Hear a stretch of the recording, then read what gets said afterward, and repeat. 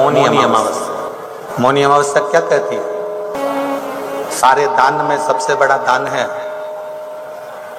भगवान की भक्ति का, भजन का, स्मरण का और अपने मौन रहने का जो सुख है, चुप रहना, मौन रहना, चुप रहकर भगवान की अविरल भक्ति को धारण करना। मौनी अमावस्या के दिन एक बात बहुत अच्छे से समझ लीजिए, जिसके घर में क्लेश होता हो, अशांति रहती हो, क्लेश रहता हो या छोटी छोटी बात पर विवाद चालू हो जाता हो, या पति पत्नी में, परिवार में, सास बहू आदि कादिक में कहीं ना कहीं कुछ अगर विवाद रहता हो, तो शास्त्र कहता है ऐसा बेलपत्री की डंडी रहती है ना, बहुत ध्यान दीजिएगा महाराज। श्राद्ध पक्ष की कथा चल रही है, शिव महापुराण आज विराम की ओर है, ध्यान दीजिएगा। जैसे ये बेलपत्री की जो डंडी होती है, डंडी का जो भाग होता है बेलपत्री की, ऐसा बेलपत्री की 7 भाग ले लो, मतलब बेलपत्री 7 ले लीजिए। 7 बेलपत्र लेकर कच्चा जो सूत होता है ना, कच्चा सूत जो जानते हो पेड़ पौधे में माताएं लपेटती हैं, धागा जो होता है ना सफेद कलर का कच्चा धागा, जो बड़ में, पीपल में और आंवला आदि में लपेटा जाता है, कच्चा सूत, उसको शंकर भगवान और माता पार्वती का स्मरण कर कर नंदी के, जो नंदी होता है, नंदी के राइट भाग में, नंदी का एक पांव ऊंचा होता है, आपने देखा होगा आगे का पांव ऊंचा होता है, बैठते समय नंदी का एक पांव ऊंचा है, एक पांव नीचे की हो जाता है। तो नंदी का जहां पांव ऊंचा है उस ऊंचे पांव के पास में बैठना है। कच्चे सूत पर उस बेलपत्री के जो 7 गुच्छ हैं, 7 जो बेलपत्री के भाग हैं, 7 बेलपत्री हैं, उसको अपना नाम गोत्र स्मरण कर कर उस कच्चे सूत को लपेटना है महाराज। लाल कलर का चंदन उस बेलपत्री के पत्ते में जो अग्रभाग होता है, सबसे आगे का भाग, 7 में लाल चंदन लगाना है महाराज। उस चंदन को लगाकर आप प्रदोष काल में शंकर भगवान को समर्पित अगर करते हैं तो जिस घर का गोत्र बोला है उस घर में कभी क्लेश नहीं हो सकता, उस शांति का अनुभव कर, उसमें क्लेश नहीं हो सकता। एक धागा होता है पक्का धागा, एक धागा होता है कच्चा धागा। बहुत ध्यान दीजिएगा महाराज, पक्के धागे से नहीं लपेटना सफेद, कच्चा जो धागा पीपल में, बड़ में या आंवला आदि में जो हम लोग लपेटते हैं पूजन करते समय, वो कच्चा धागा। और एक बात और आपको कहने, ध्यान दीजिएगा, अगर मान लो किसी पति पत्नी का तलाक तक की नौबत हो गई और तलाक नहीं कराना है, आपस में वापिस प्रेम बढ़ जाए, छोरी वापिस घर में रहे, बेटा उसको रखे, बहू रहे, आपस में प्रेम बढ़े, वो भले मायके चली गई हो, वो भले लड़का छोड़कर चले गया हो, अकेली रह रही हो और चाहती है कि मैं पति के साथ रहना है, तलाक नहीं होना चाहिए, हम दोनों में प्रेम रहे, वो संभाले मेरे को भी और मैं भी आदर करूं, वो भी आदर करे। तो मेरा निवेदन है, कच्चा जो सूत होता है, कच्चा जो धागा होता है, नंदी के ठीक पीछे बैठकर कोई साथ में आपका परिवार का कोई व्यक्ति चले जाए और हस्तकमल को, जिसको अपने परिवार में वापिस रहना है, उस स्त्री हो या पुरुष हो, दोनों में से कोई भी नंदी के पीछे बैठकर, सोमवार की जिस दिन अष्टमी पड़े उस दिन नंदी के पीछे बैठकर हाथ को ऐसा बंद करना है, हाथ में एक बेलपत्री रखना है, सीधी सीधी बंद कर कर 7 बार उस हाथ पर कच्चा सूत लपेट देना है, उस सूत को वापस निकाल लेना है, बेलपत्री के साथ, बेलपत्री के साथ में, और बेलपत्री को तो अपने पास में रखना। सबसे पहले माता पार्वती का जो हस्तकमल ऐसा होता है शिव मंदिर में, उस हस्तकमल में वो सूत जो आपके हाथ से निकला है वो उसमें डाल देना है। माँ जगत जननी से प्रार्थना कर कर, और जो बेलपत्री आपने संबंध को जोड़ने के लिए अपने हाथ में ली है वो शंकर भगवान के कटी भाग में, फिर निवेदन करूंगा, कटी भाग को समझ लीजिए। ये शिवलिंग रखा है, जहां पर शंकर भगवान का शिवलिंग, माता पार्वती जी के हस्त कमल पर जो शिवलिंग रखा है, ये भाग कटी भाग कहलाता है। इस जगह पर जहां शंकर और पार्वती का मिलन हुआ है, उस जगह पर उस बेलपत्री को रख देना है। महाराज ज्यादा से ज्यादा 3-4 महीने लगते हैं, दोनों में वापिस प्रेम बढ़ जाता है, दोनों एक हो जाते हैं।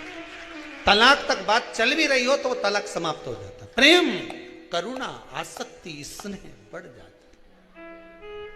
संबंध टूटने की कतार पर एक बार माता पार्वती को समर्पित तो करो अपना संबंध कि मां अब तुझे नहीं भाना। माना मैंने अपशब्द कह दिया होगा, माना मेरी गलती होगी, थोड़ी गलती उनकी भी होगी, पर दोनों की गलती है मां, अब इस संबंध को तुझे निभाना। जब कच्चा सूत माता के हाथ में रखो तब माता को विनती करना, इस संबंध की डोरी अब तेरे को दे दी। दीन बंधु दीनानाथ मेरी डोरी तेरे, अब यह डोरी मैंने तुमको दे दी है, अब यह संबंध आपको निभाना है, अब ये संबंध मेरा। पतंग उड़े आकाश माने, डोर थारा हाथ मां, ओ भोले मेरी पतंग ऊंची राखना, शंभु मेरी पतंग ऊंची राख, नाव चले मझधार मां, पतवार थारा हाथ मां, ओ भोले मेरी नैया पार लगा, शंभु मारी नैया पार लगा। रथ उब्या मैदान माने, डोर थारा हाथ मां, रथुब्या मैदान माने, डोर थारा हाथ मां, ओ भोले हमने रण संग्राम जितावजो, शंभु हमने रण संग्राम जितावजो, ओ भोले थारा चरण कमल मारा। हे भगवान, अब ये पतंग इधर उधर ना जाए, इसको साध ले, मेरी डोरी तू पकड़ ले, मेरी ये डोर तुम पकड़ कर। भगवान से प्रार्थना करो, निवेदन करो, संबंध टूट रहा है, इसको संभाल लो, घर में क्लेश मच रहा है, इसको संभाल लो, परिवार टूटे ना। आना है जब आए, अपन मृत्यु का भान करें, रोज रोज यही बात सोच कर बैठ जाएं कि मेरे को मरना है, मालूम पड़े रोटी खाना ही छोड़ दिया, मरना है, मिन्नी खाऊंगी, मरना है।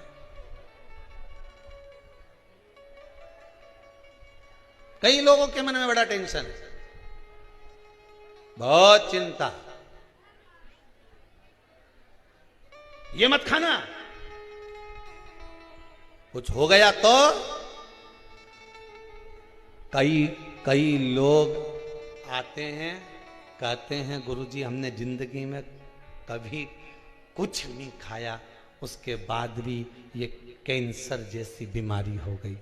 जरा जाकर हॉस्पिटल में देखो कैंसर का, ना वो गुटखा खाए, ना वो मदिरा का पान करे, ना कभी उसने पान खाया, ना कभी उसने तंबाकू खाया, इसके बाद भी बीमारी हो गई। पूछा गया कि फिर इसको बीमारी कैसे हो गई, फिर इसको रोग कैसे हो गया, रोग का कारण क्या है, क्यों हुआ, किस लिए हुआ, क्या कारण था जो इसको मनुष्य शरीर में रोग हुआ, क्या हो गया था। शिव महापुराण कहती है, गरुण पुराण कहती है, स्कंद पुराण कहती है, ये आज का रोग नहीं है, ये पुराना है। जब पूर्व में किसी के घात दी होगी, किसी के हृदय को चोट दी होगी, कोई ऐसा प्रहार कर दिया होगा, किसी के विश्वास को, भरोसे को, दृढ़ता को कहीं किसी ना किसी रूप में किसी के धन को खाकर दिया नहीं होगा, तो वो इस शरीर में आकर चुकाना पड़ता है। कहीं पांव, कहीं हाथ, कहीं ये काम नहीं करे, कहीं ये काम नहीं करे, कहीं ये नहीं करे, कहीं मुंडा नहीं करे, कहीं ये मुख नहीं करे। क्यों? किस लिए? तुमने ना कोई गलत काम करा, ना तुमने कभी कोई गलत कृत्य किया, ना तुमने कभी गलत खाया, ना कोई गलत पिया, इसके बाद ये बीमारी कैसे आ गई, इसको ऐसा रोग कैसे आ गया, ये तो कहीं जाए नहीं, आए नहीं, किसी से मिले नहीं, जुले नहीं, फिर रोग कैसे आ गया? उसका कारण है हमारा आज का नहीं। मत बुरे कर्म कर बंदे वरना पछताएगा, भगवान की आंखों से तू बच नहीं, तू बच नहीं। फिर वही वाली बात आ गई, तेरा क्या होगा रे कालिया।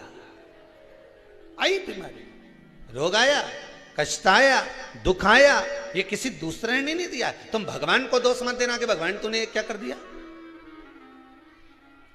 युद्ध के मैदान में जिस समय पर राम भगवान का युद्ध रावण से चल रहा था, आप सबने रामायण देखी है?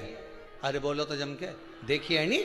जिस समय युद्ध के मैदान में रावण से युद्ध चल रहा था, जितने युद्ध के मैदान में जितने भी लड़ने के लिए राक्षस आ रहे थे, वो राम जी को देखकर भगवान विष्णु का दर्शन कर रहे थे। केवल एक रावण अकेला था जो भगवान राम को केवल राम मान रहा था, उसने भगवान विष्णु का दर्शन नहीं कर पाया।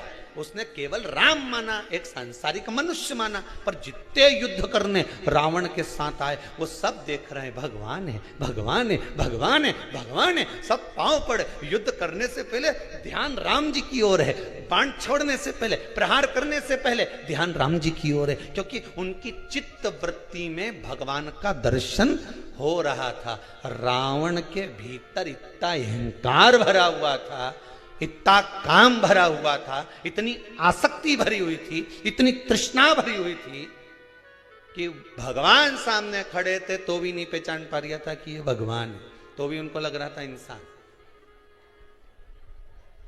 तो भी नहीं पहचान।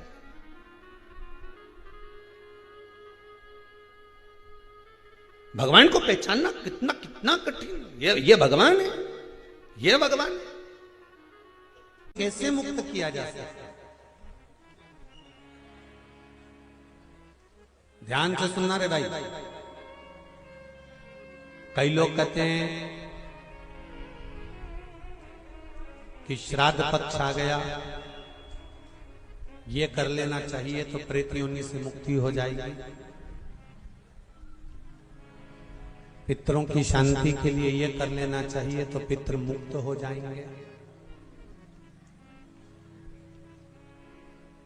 पहले तो एक बात अच्छे से समझ लो, पितृ मुक्त नहीं होते, उनकी शांति होती। क्या होती है? जम के बोलो जरा। उनकी शांति होती है।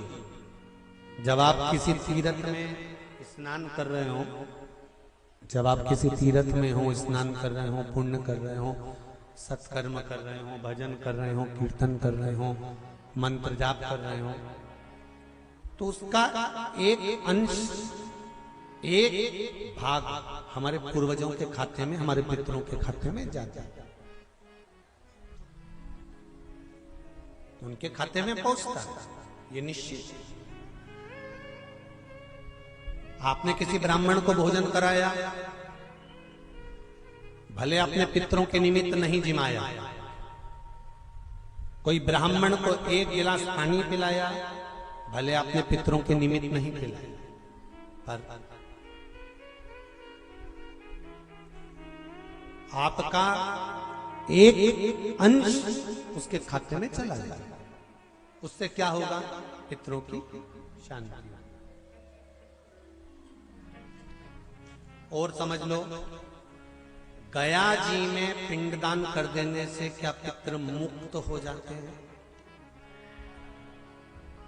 बद्रीनाथ जाकर कपाल क्रिया करने से क्या पितृ मुक्त हो जाते हैं?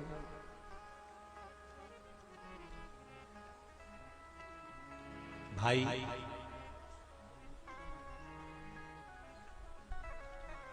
गया जी जाना तो वहां के पंडा जी से पूछना, हम यहाँ पिंड दान कर देंगे तो क्या वो मुक्त हो गए? पंडा जी कहेंगे, आप अपने पूर्वजों को गया का पिंड देकर, उनका पिंडदान कर कर आप उनको भगवान विष्णु के चरणारविंद में छोड़ गए। पर आप घर जाना तो घर पर जब जब श्राद्ध पक्ष आए तब ब्राह्मण को भोजन जरूर करना। भले तुम भूख मत देना, कौवे का मत निकालना, पर एक काम जरूर करना कि ब्राह्मण भोज कराना। उससे क्या होगा? 16 श्राद्ध में जब हमारे पितरों को, हमारे पूर्वजों को पितृलोक से छोड़ा जाता है तो वो सबसे पहले जिस घर में रहे होते हैं, जहां उनका पिंड घर में दिया होता है, जहां रहे होते हैं, सबसे पहले वो वहां आते हैं, सबसे पहले वहां आएंगे। और अगर तुमने उनकी तिथि पर, उनके वार पर अगर आपने भोजन करा दिया है तो उनकी मुक्तता नहीं, उनकी शांति हो जाती है।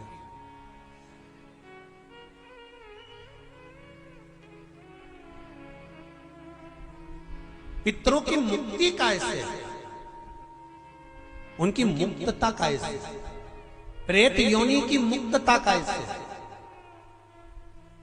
तो कहा, जैसे भगवान का नाम लेने वाला व्यक्ति दूसरा जन्म नहीं पाता, उसी तरह भगवान का जो भजन करते हैं, कीर्तन करते हैं, मंत्र जाप करते हैं, या शिव महापुराण की कथा, राम कथा, भागवत कथा, विष्णु पुराण आदि जितनी भी पुराण हम श्रवण करते हैं, हमारे श्रवण करने का एक भाग हमारे पितरों के खाते में जाता है, तो उस कथा के फल से उनकी मुक्ति हो जाती है।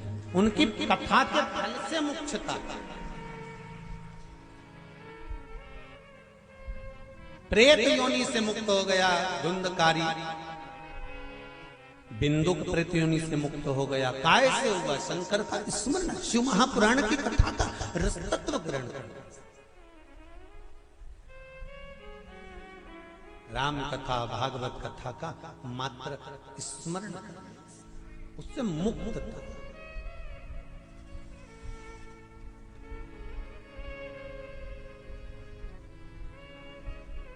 श्राद्ध पक्ष में चाहे चातुर्मास के अंतर्गत श्रावण का जो महीना चल रहा है, इस श्रावण के महीने में आप जो भगवान शंकर को 2 लोटे से जल चढ़ा रहे हो, 2 लोटे नहीं हो, घर में 2 कलश नहीं हो, तो कलश के ऊपर एक कटोरी भी रखकर लेकर 2 कटोरी से आपने अगर जल समर्पित करा है, इसका एक अंश हम पहले भी कथा में कह कर आए हैं कि आप शंकर भगवान को जब जल चढ़ाते हो, शंकर भगवान को जब जल समर्पित करते हो, उसका एक अंश घर में रहने वाले प्रत्येक मनुष्य के, प्रत्येक जीव के खाते में चला जाए। जिनके यहाँ पितृदोष होता है, काल सर्प दोष होता है, वास्तु दोष होता है, उनको ज्यादा कुछ नहीं करना होना। महाराज, एक बेल का फल लीजिए। क्या लेना है? बेल का फल, बेलपत्री का जो फल होता है उसको ले लो। उसके अंदर का जो गुर्दा होता है, अंदर का जो भाग होता है, उसको निकाल लीजिए और उस बेल के फल में आटा सेक कर, उसमें शक्कर मिलाकर उसको उसके अंदर भर लीजिए। अमावस्या के दिन सुबह 10 बजे से पहले उस बेल फल में, जिसमें तुमने पंजेरी भरी है, आटा सेक कर भरा है शक्कर के साथ में, उसको अपने घर में घुमाने के बाद में जिसको काल सर्प दोष बताया है, पितृदोष बताया है या वास्तु दोष का स्मरण बताया है, घर में सब दूर घुमाकर अपने परिवार का हाथ का स्पर्श कराकर पीपल के पेड़ के नीचे तक खड्डा खोदकर उस बेलपत्र के उस फल को दाब दीजिए। उस फल को उसमें दबा दीजिए। महाराज, केवल एक अमावस्या करना रहता है, पितरों के दोष से मुक्ति मिलती है और हमारे घर के कार्य सफल होना प्रारंभ हो जाते हैं। कार्य की सफलता होती है। कार्य में सफलता प्राप्त होने लगती है। हम तो कई बार कहते हैं महाराज जी, अगर ऐसा लगे किसी औषधि को आप ले रहे हैं, मालूम पड़े कि औषधि आपको लग नहीं रही है, शिव महापुराण की कथा करेंगे, मान लो औषधि आपको नहीं लग रही, आपने औषधि बहुत दिनों से ले रहे हो, कोई दवाई, मान लो आप किसी भी दवाई को ग्रहण कर रहे हैं और वो औषधि लगी नहीं रही है, वो शरीर को लगी नहीं पा रही और आप ठीक ही नहीं हो पा रहे, 15 दिन हो गए, 8 दिन हो गए, बताओ, उतना की उतना ही कैटरीना है, उतना ही उतना अपना भरा हुआ, वही की वही लीवर, वही की वही किडनी, वही की वही स्मरण, सभी कुछ वही वही है, उतना की उतना ही। बीपी भी ऊंचा नीचा चल रहा है पर लेवल में नहीं आ रहा, शुगर भी लेवल में नहीं आ रही, तो प्रयास करा करो महाराज, बेलपत्री के फल का जो गुर्दा है, अंदर का जो भाग है फल का, उसको पानी में गला लीजिए और प्रदोष कम से कम प्रदोष नहीं हो और बीमारी जरा दवाई लगी नहीं रही हो तो बिना प्रदोष के भी कर सकते हो, उसको पानी में गलाइए, आधा घंटा पानी में, जैसे आपको सुबह मंदिर जाना है 10 बजे, तो सुबह स्नान कर कर कम से कम 6:30-7 बजे उसको पानी में गला दीजिए और उस बेले के फल का गुर्दा सा गला हुआ पानी शिव जी को ले जाकर समर्पित कर दीजिए महाराज। उस पानी में से थोड़ा सा 1 चम्मच पानी शिव जी पे चढ़ा हुआ लेकर आ जाइए, उस पानी को जो बीमार व्यक्ति है उसको औषधि देने से पहले मात्र आधी चम्मच से भी आधा चम्मच उसको दे दीजिए।